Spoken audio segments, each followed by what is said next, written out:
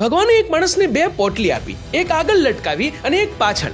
આગળની પોટલીમાં પોતાની ખામીઓ ભરવાની અને પાછળની પોટલીમાં દુનિયાની. અને ભગવાને કહ્યું પણ કે તારે ફક્ત આગળની પોટલી પર જ ધ્યાન આપવાનું છે.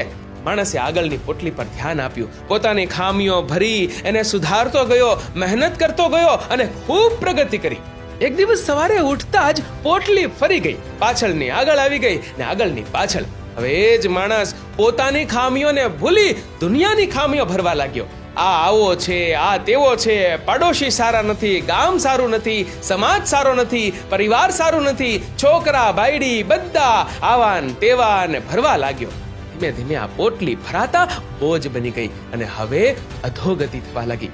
ભગવાનને પ્રાર્થના કરી કે આમ કેમ થયું? ત્યારે ભગવાને કહ્યું કે જ્યાં સુધી પોતાના પર કામ કર્યું બધું સારું થયું. દુનિયાની ખામી શોધવા લાગ્યો એટલે દુઃખ વધ્યું. દુનિયાને બદલવી હોય તો શરૂઆત પોતાનાથી કર.